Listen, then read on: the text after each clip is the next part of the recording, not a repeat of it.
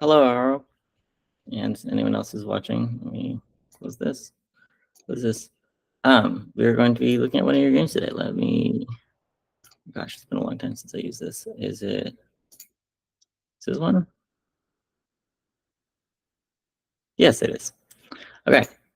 So as is tradition, I like to show you something that's irrelevant first, and later show you how it's relevant. So we're going to be looking at an opening out of the Queen's Gambit accepted, which looks like this, looks like this, like this, looks like this. And then a common mistake that people will make sometimes is they'll go here. Is they'll go here. And when this happens, you can counter this by putting this, and then they might come here. And then you're like, oh, well, I can't take the pawn anymore because it's guarded. But you can take the pawn, and the reason you can take the pawn is one little opening trap here, is moving the queen here. And the reason this is good is because this rook is now trapped. And there's nothing you can do about it because this pawn and this pawn are gone. The best you can do, if you're really going to keep the rook, to go here, and then the queen guards, but you're getting a knight out of it. So that's just something to look at. Look for. It will happen in this game. Yet another thing you might be tempted to do is block like this. In which case, gosh, I don't even know what the best move is here because you can't go here because the queen would take it. Then I guess you just go here. So either the bishop or the knight has got to die if you want to save the rook. Otherwise, it is simply free real estate. Okay, so that's the opening I wanted to show you. That's not exactly what happened in this game because you didn't play the Queen's Gambit, I don't think. But let's see what did happen. I don't know what this is. That's not trying to be insulting, but I guess it's just the Queen's pawn opening. Something good to keep in mind is the queen can go here and again target this pawn and fork this pawn in some positions. Queen out, I guess. Don't love this move because you're kind of blocking your own knight in. And unless you're going to go here, I guess it makes more sense because you already blocked that way for the knight develop. So it's an option. I guess, again, I'm concerned about this bishop ever getting see light of day, but it's okay. Knight's out, not so bad. Now this knight has literally nowhere to go, though, which is a little bit sad. Not totally sure what this does. I mean, it makes for a nice structure, which if you are familiar playing like this, is good. But you kind of have to make peace with the fact that this bishop's going to stay inside forever, and this bishop's going to need to reroute somewhere else because you can obviously no longer get out there. But you kind of couldn't do that anyway, so not such a bad idea. That looks free to me. I would just take it. Nicely done. And now this is where I start looking at things like, now I'm going to bring the queen here, threaten this, and maybe there's a threat later on there. I don't know, it just feels like a good place for the queen. That felt unnecessary. I know you're a pawn up, and after it, you are trading 3 pawns for a piece, but it just seemed a little bit unnecessary. You also, I would have preferred if you'd taken the other way here. Yeah, if you'd taken here, this I think would have been a little bit stronger. It's more forcing, and especially because he doesn't have a lot of his pieces developed, it's a great time to kind of put pressure on, because this way you're getting your piece out, you're preparing to castle, and he can't move a piece out, you know, like if he tries to go like, well, I guess not that piece, but like if he tries to go here, you're just going to take it, right? And then that's just weird, right? Maybe he would take the bishop. Then he's not as good. These, I guess maybe this square, because it's guarded by the queen, is good now. You can move your knight out here. That actually is probably better. And I don't know. I would have preferred it if you kind of threatened the queen there. It would have been maybe more fun. Oh, also you could change. So anyway, you take with the knight, which isn't like bad in the sense that it's not losing. It also offers this as a nice little possibility later, which is a solid square. Let me show you something that could have happened here. Is I think if he tried to kick your knight out here, you should have this move, which is a fun little tactic because people often want to go here and then lose your rook. I'll show you that one. Frequently, people will want to kick out the knight and say go away, but when you do that, it opens up this diagonal, which can be pretty deadly. So let's pretend one more time just to show you.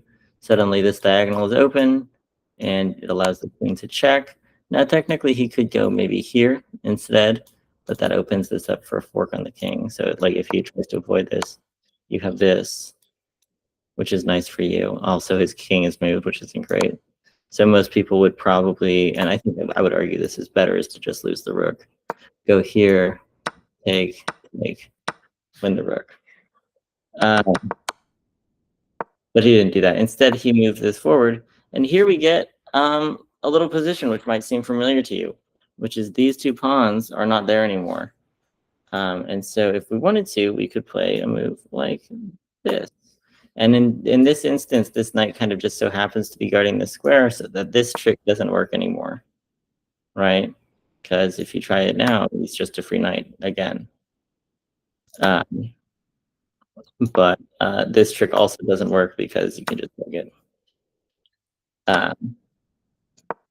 And so that is the kind of trick is, you know, when you've got the rook's diagonal is just exposed like this. Oh, I like the blue better. When the rook's diagonal is just exposed like this, the rook can't move here or here. So that's bad. That's bad for black. And so you should be keeping your eye on this move. This move is also very powerful because in case black tries to defend somehow, let's say, gosh, how do you defend that? Oh, here's the point I was trying to make. Like, let's say black tries to, like, you know, go here or something. It says like, I don't know what's gonna happen, but I'm gonna trap your queen, and that'll be bad for you. It doesn't quite work, but let's just pretend that he's trapping your queen. Then you have this other threat of coming here, and then this is very powerful. Like all of this is forced. You know, well, I guess not. He didn't have to. He could have come forward, but I like this move because it threatens this and it threatens this at the same time. And I like making moves which are kind of like force your opponent to deal with multiple threats at the same time. Another threat that you could be coming down the pipe here is this move, threatening the queen again. Line up. So like, let's say this move. This time you're threatening the queen again. And now if the queen tries to move, she's in a lot of trouble. Because you've got all kinds of avenues on this square, and this is still hanging. It's very bad. And so those are the kinds of moves I like to look out for. It's just those moves which create multiple threats for you. But you played that instead, which I guess didn't hurt you. I just would have liked it better.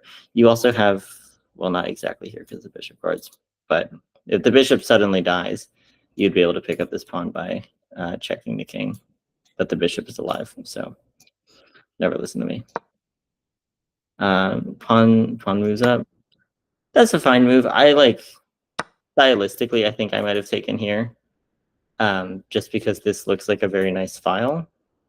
Like I would have wanted to, like, you know, come maybe out here or something and just give myself some more options. But I don't think what you did was wrong. Like you had to take this somehow. And I think that's a fine option. It wasn't so bad. It's just a personal choice. There, that's not quite free. I wanted to go here, but your knight is unguarded, so you could just take. So I think it's probably better to just take the knight. That I think just loses a knight. What was it? It says missed a tactic. What was the tactic? Oh yeah. It's funny, you and I made the same mistake where we're focused so hard on what's going on over here. This is in fact just queen. Although I think actually, yeah, I think taking the knight would have still been the best move, just because if you let's say you go here and then like even in a similar circumstance, like if this, then this no longer works.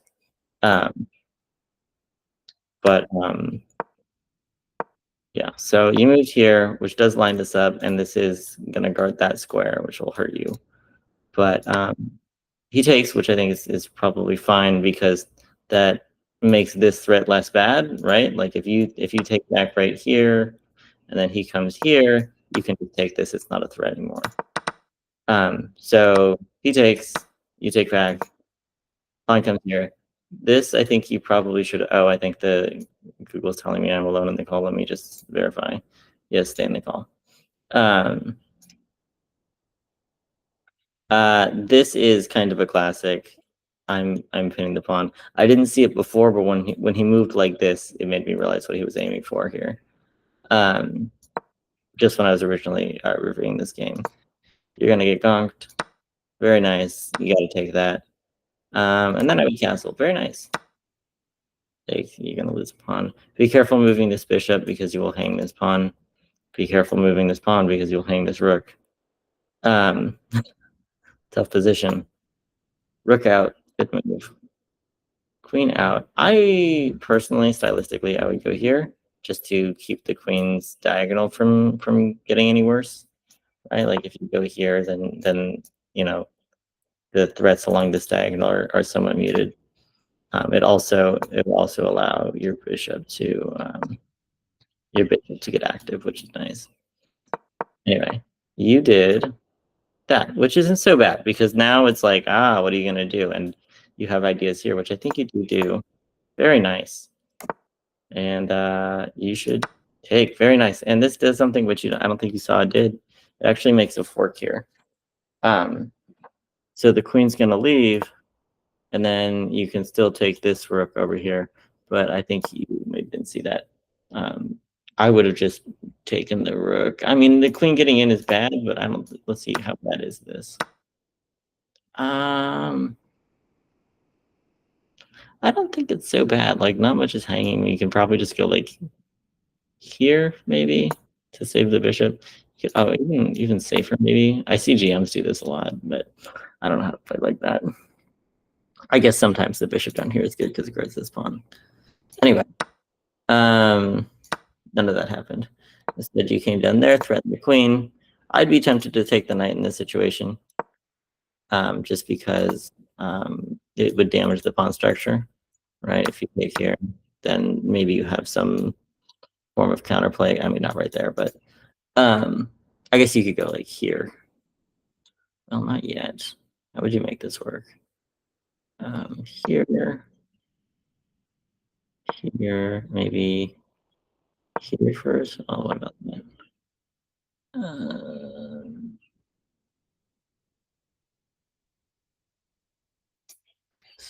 Like this. Looks pretty good.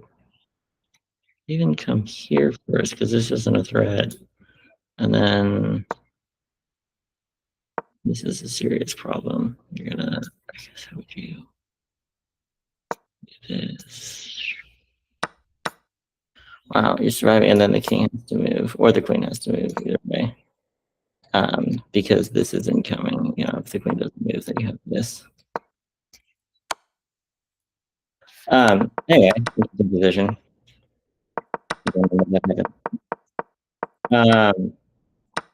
Instead, queen comes down, come here. I like this in the sense that it's targeting that. I think this would be a stronger position for you if this was a queen, because if this was a queen, then you could kind of jump in here with the Greek gift, where you could, you know, take the knight, move the queen, take the thing. Trust me, that's going to make sense if there's a queen there. But actually, I'm not sure the attack is quite strong enough here, but in some position, it's a good move. It's a good move. It lines up on this pawn. That's the important part. That's the important part. Lines up on this pawn. These are very strong diagonals. It's very nice for you. If you could somehow get a rook onto this square, it would be even better. All right, you go there. Very nice. A little cautious about this. That might cause you some problems. I think I probably would have just pushed here because he's not going to take there. Yeah, and he does, and that's check. Oh, thank you. That's check. You move there. I don't really, you know, one way or the other was probably not, like, this is not going to be that much better than the other way. I just understand you were probably looking out for back rank mate, but whatever. I think that's a fine move. That's a little scary. The obvious continuation is take, and then take the pawn now that it's left, which is what happens. But yeah, it seems fine, honestly, in terms of like until he brings a rook over here, it's okay. Or maybe how would you activate the knight? Maybe like here? No, still gonna get taken. Never listen to me. All right, king down. Now you gotta activate the rook. Nice. And then you just kind of run away, which I thought was a very playful little move. Nice. That keeps it from dying. And leave. I think I would have maybe just backed this up, but this is fine. What you did was fine, I think. Nice. Okay, you're in a solid position. I would love to take that, but you can't quite yet. That's a clever idea. I think the way I would have maybe played this is just like here, because then no, I like the way you played it. I like the way you played it. I guess I didn't. Should watch my words more, I guess. Could have worked out better. This looks fun.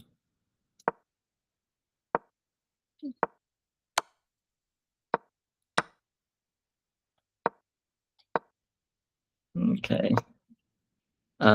This is we're entering the position where it starts looking super lost. Nice. Entering the area where it starts being what's the analysis here? Yeah, May 26. It stops kind of I stop kind of really being able to give you advice at this point, other than try and push your pawn, see if your opponent makes a mistake.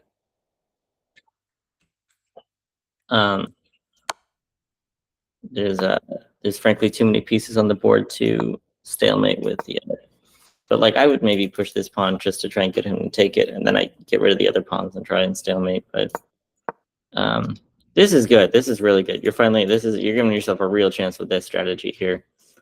2 pawns. If you can, I think 2 rooks can probably stop 2 pawns, but 1 rook I know cannot stop 2 pawns. So like let's just say here, for example, like this rook cannot stop both pawns. Like you try and go here, then you gotta get this, like it's not gonna work out.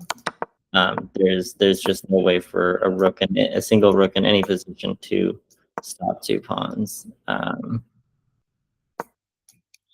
It just doesn't happen. So stop that. So this is good. These 2 pawns is very powerful. Your opponent clearly underestimating that. Nice, love check. Solid. I don't know why they don't like that, but they're wrong.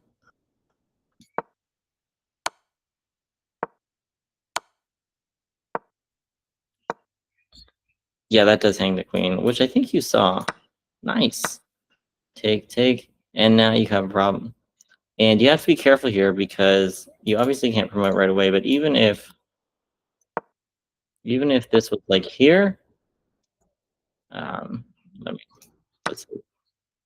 Wait, no, like here, you still could not promote this. Oh, you could because it's back rank mate. Okay, in this position, you cannot promote this right away because let's say we go here, you have this trick. That's a very poor example of that. The board was really not cooperating with me. There was, in fact, no reason why you could be able to pull out that trick.